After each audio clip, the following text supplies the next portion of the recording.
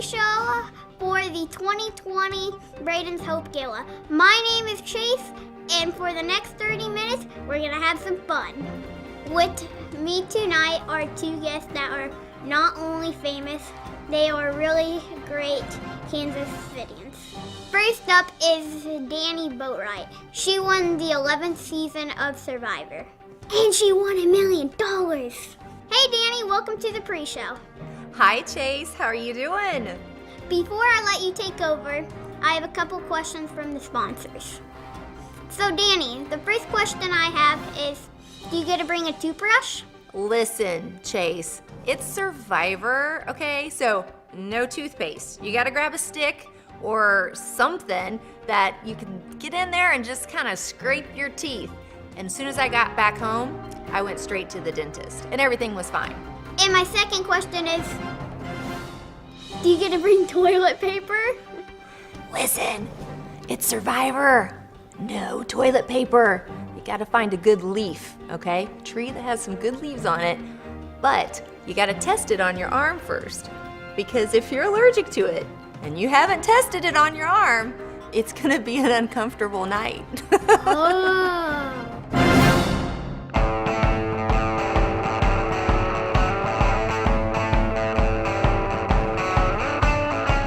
Okay, so listen, we've got some people here that have some questions. Our first one comes from Midway Auto Parts. What does a day in the life of Danny and her family look like nowadays? Every day is a surprise, I can tell you that. So pretty much we're busy running around chasing kids from ballpark to ballpark to ballpark. That's really what's going on right now.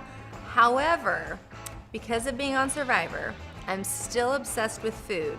So usually every day has an ice cream break in it. And that's the honest truth.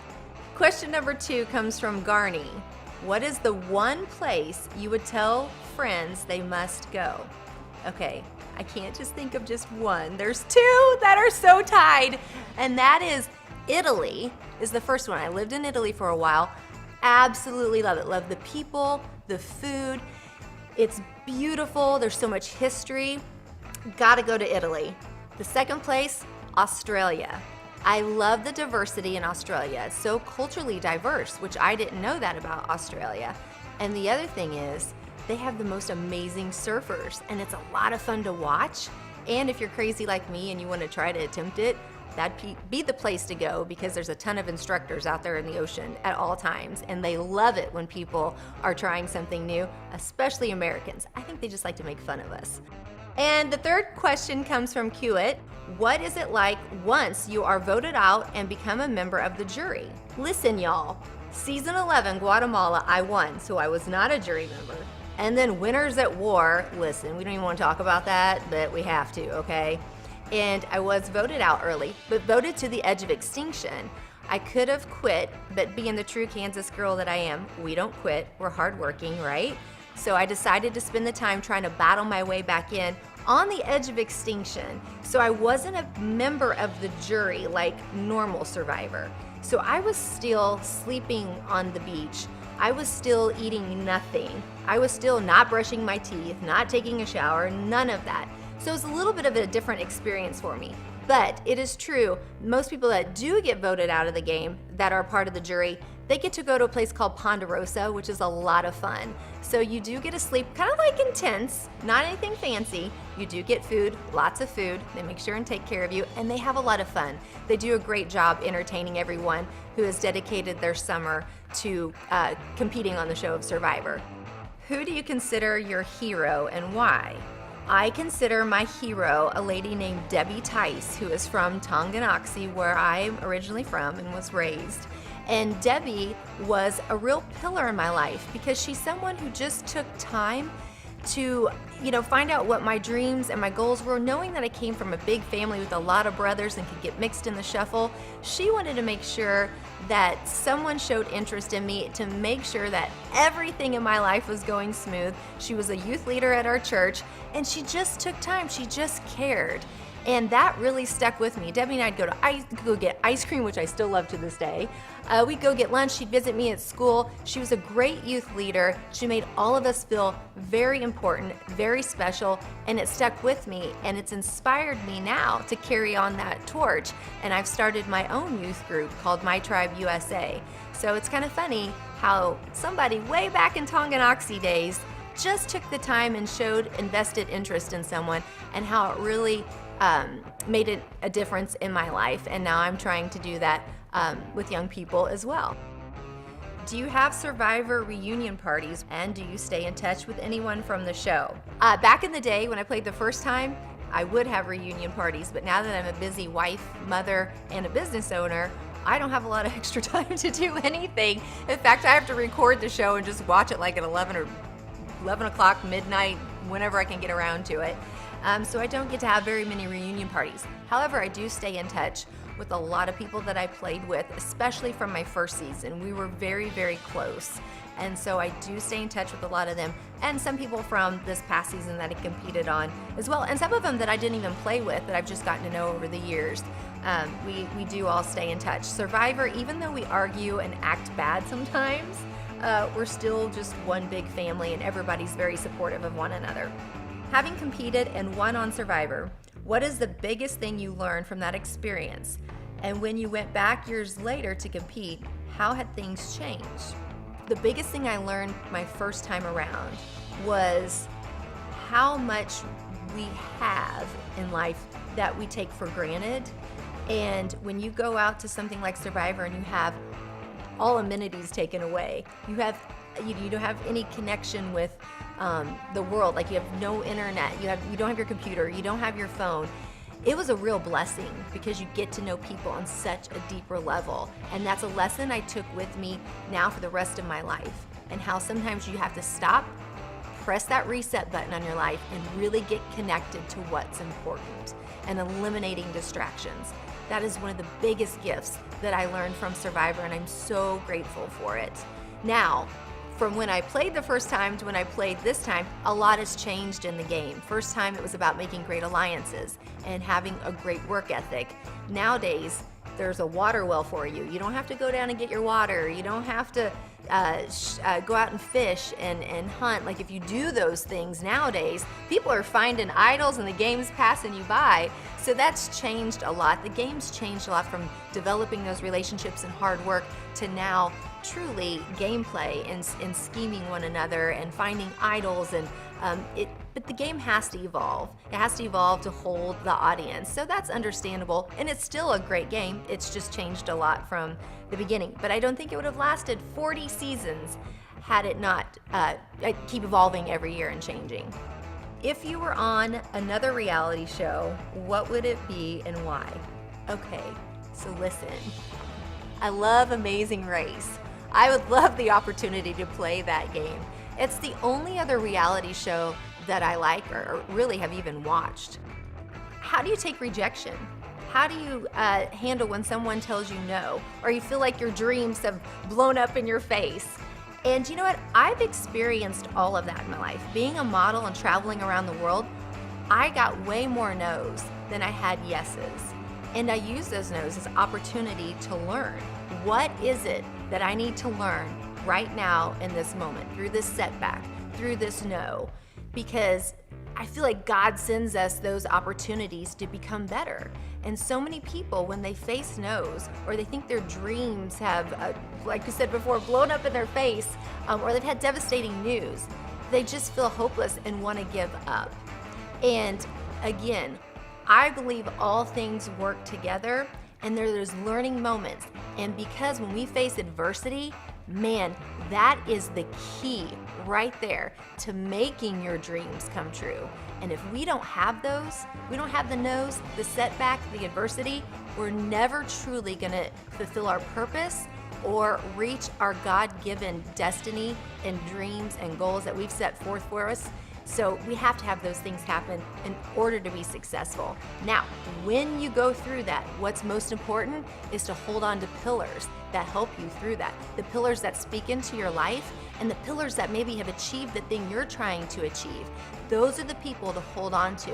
They will help you through that valley to become successful on the other side. I know because I've experienced that myself with pillars in my life that I am successful because of them speaking into my life. So never take no as an answer. Take it as an opportunity to learn. And when you face that no, okay, this is my time. This is how I'm going to achieve my goal, my dream right now with what I'm going through.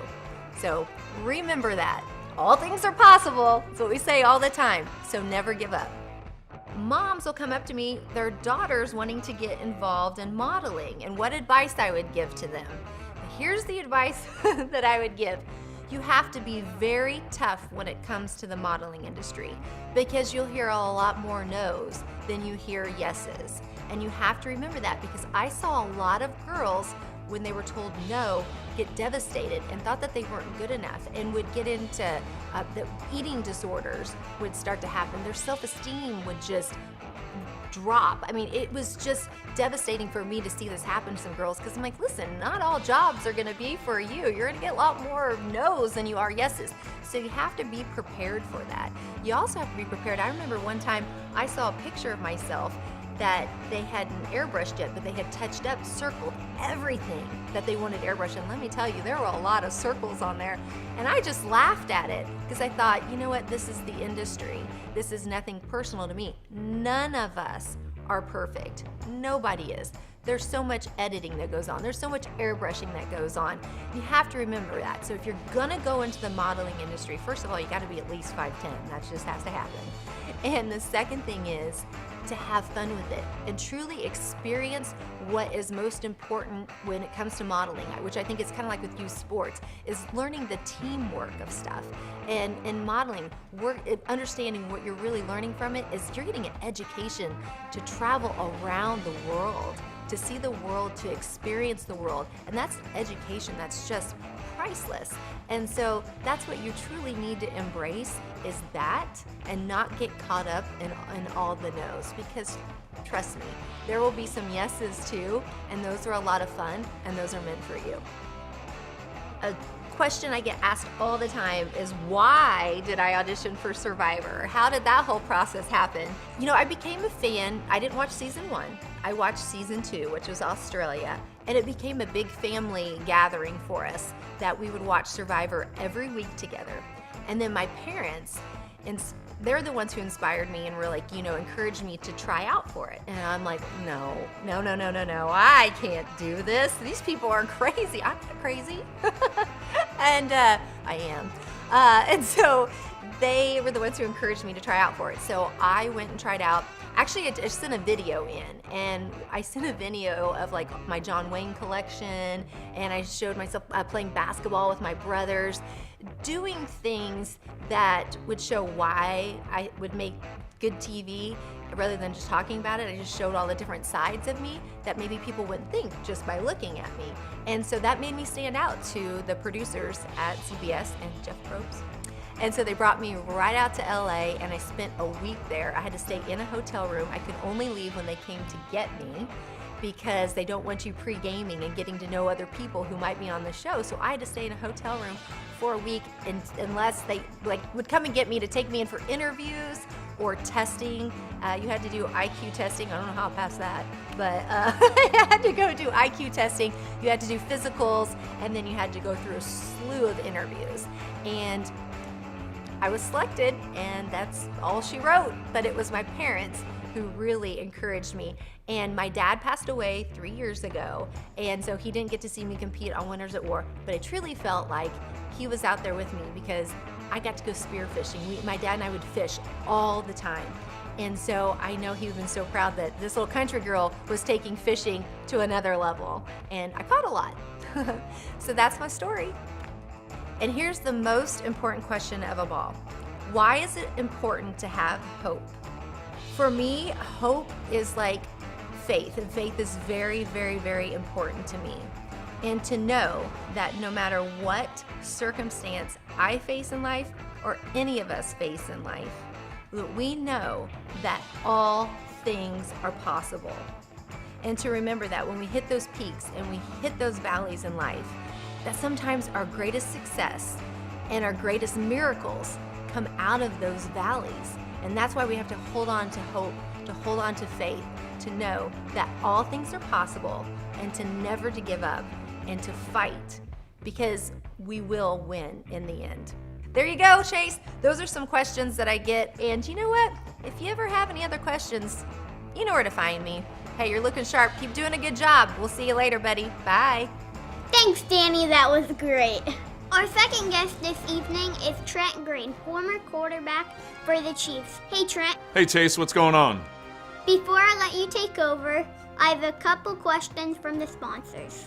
My first question is, Trent, what happens if you forget your socks on game day? That's funny, Chase. That's an important question because you never know, what's going to happen when you forget something. Well, the lucky thing for NFL players, and particularly the Kansas City Chiefs, is they have a great equipment department, and they provide everything that you need on game day. So your game day socks, your pants, your jersey, shoulder pads, helmets, wristbands, anything you can think of, they have it, and they do a wonderful job of making sure and taking care of the players, but they also dress the coaches as well. So all the stuff that you see the guys wearing on game days, coaches and players and staff that you see on the sidelines, the trainers, the doctors, all of that is all provided by the team. So if you do forget something at home, it will be there waiting for you. My final question is, Trent, does the locker room smell? Well, Chase, it has evolved over the years. I know early in my career it smelled a lot, and then as you get done with practice and you're in that locker room for a long time, the pads start to smell, the helmets start to smell.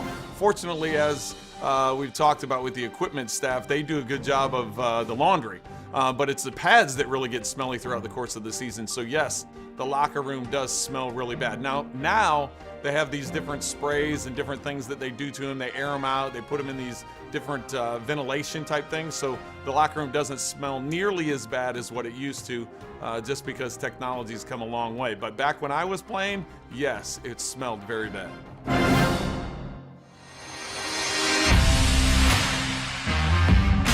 Our first question comes from one of our great sponsors, Midway Auto Parts. What has been one of your greatest memories as a Chiefs team member? Well, there's a lot of great memories I had as a member of the Chiefs, and you talk about specifically a memory on the field. I always go back to that 2003 season where we finished 13-3, and it was one of those special seasons. We started off the season 9-0, and it was just one of those. The team really came together. We found ways to win football games. We did it offensively, defensively, and of course on special teams with Dante Hall and his mini spectacular kick and punt returns. So that was a really special season for me, and that's the thing I remember most about being on the field in the games.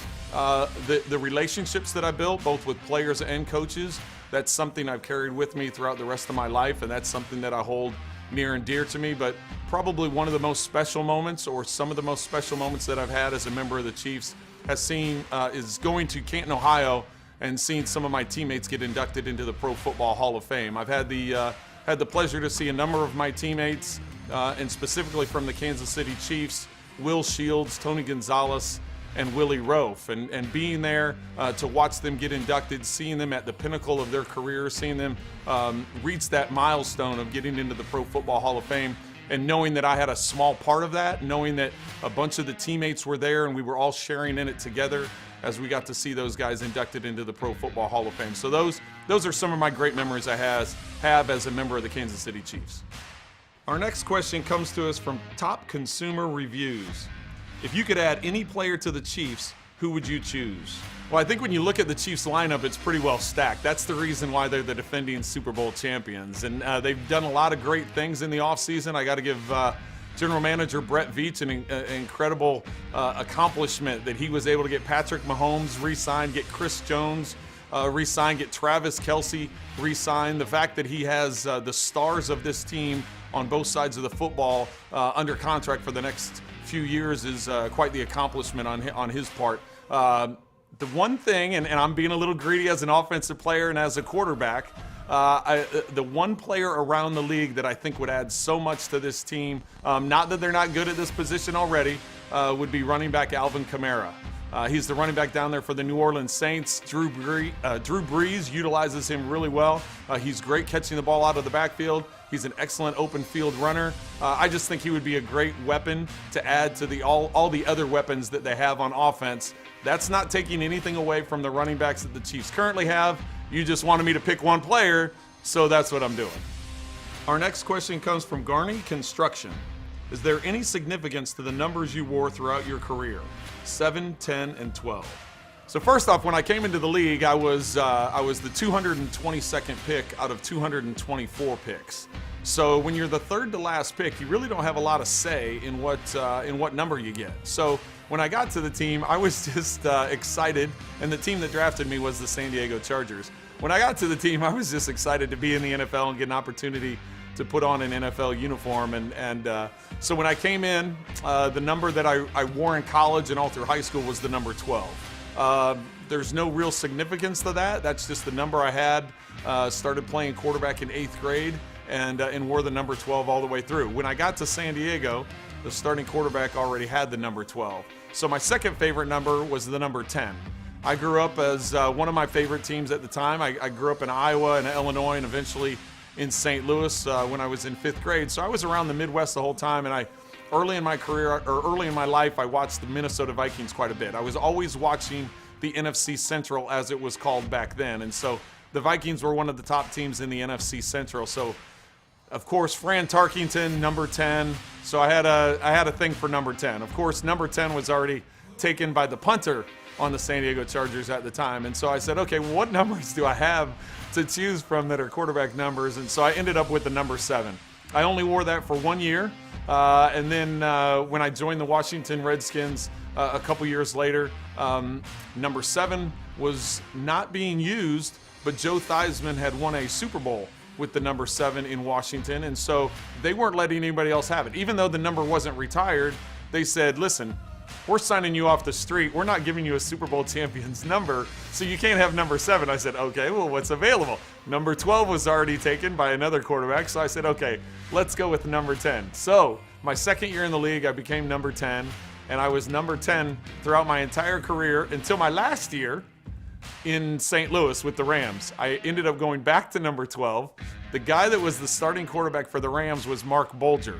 When I was with the Rams in 99 and 2000, I left after the 2000 season. Mark was on our team. He was our practice squad player at that point in time. So as soon as I left, I literally hadn't even moved my locker stuff out yet, and he had taken over the number 10 because that's what he wore growing up, was the number 10. So when I came back to St. Louis, of course, as the vet, I could have taken it back from him, but I knew he had been there for a long time being the starter, and I didn't want to come in as the backup and ruffle a bunch of feathers by taking the number 10 from the starting quarterback. So I ended up moving to number 12 for my last year of football. I know that's a really long-winded answer, but there you go. That's the whole story of all the different numbers I had in the NFL.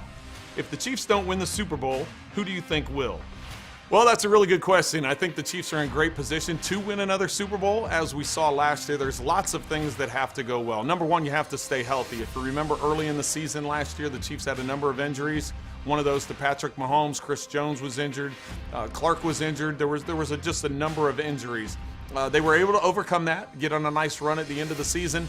But then still, when the playoffs started, what did they have to do? They had to come from behind by 10, come from behind by 24, come from behind by 10. So it's not an easy thing to accomplish. I know the Chiefs fans are all excited about, oh, we're going to win 3, 4, 5 Super Bowls, whatever it may be. It's a hard thing to do. It's a tough thing to do, and there's a lot of teams trying to get it accomplished. To answer your question specifically, I think if you look at some of the top teams in the league, you have to look at Baltimore.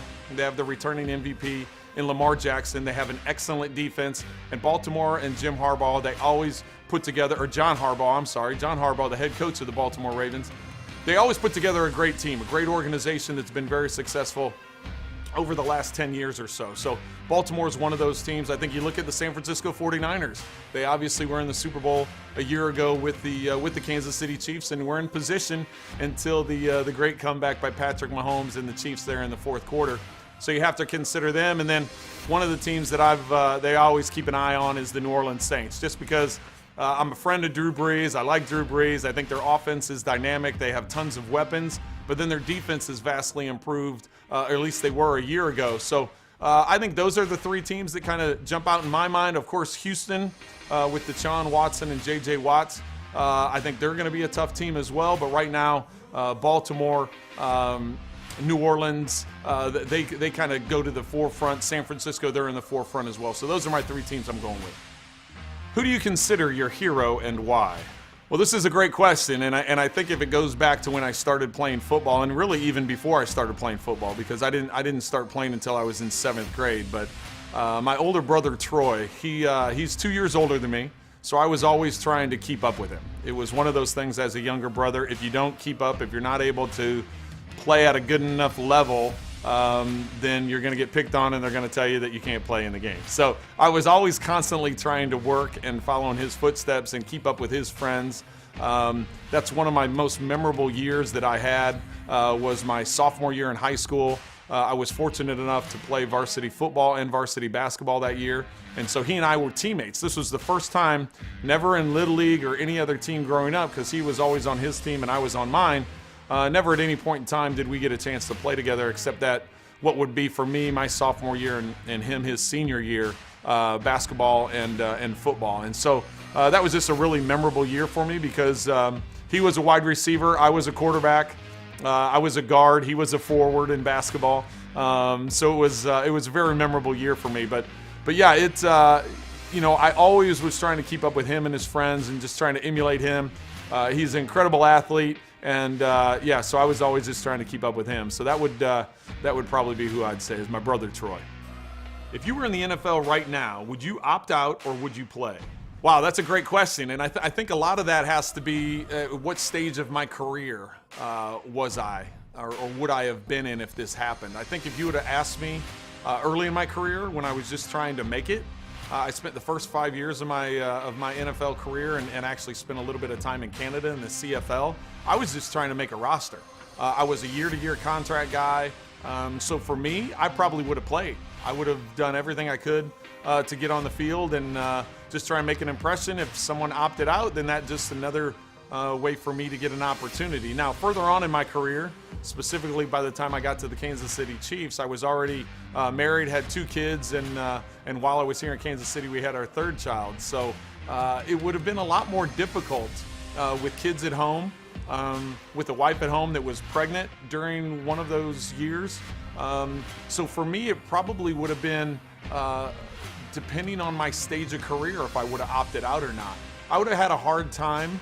I think if I would have played, let's say I would have stayed and played while my kids were young, I probably would have sequestered myself somewhere. I probably would have quarantined myself and just said, this is going to be tough for me. We're going to do FaceTime and we're going to do talking on the phone and those kinds of things. I just don't know if I would be okay being around small kids at that point in time. So I probably would have played because I know careers only last so long, and so to give up a year in a profession that you're never promised the next year, I think I probably would have played. I probably would have had to have done some kind of agreement with my wife about sequestering myself, and that's a tough one. But yeah, I think my answer would be based on what stage of my career would be whether or not I would play and how I would handle dealing with the pandemic and having to opt out. Why is it important to have hope? I think it's extremely important to have hope in all aspects of life. And that's whether you're talking about as a young person dealing with schoolwork or just the struggles that go on with social media and having to deal with all the stuff going on in the world today.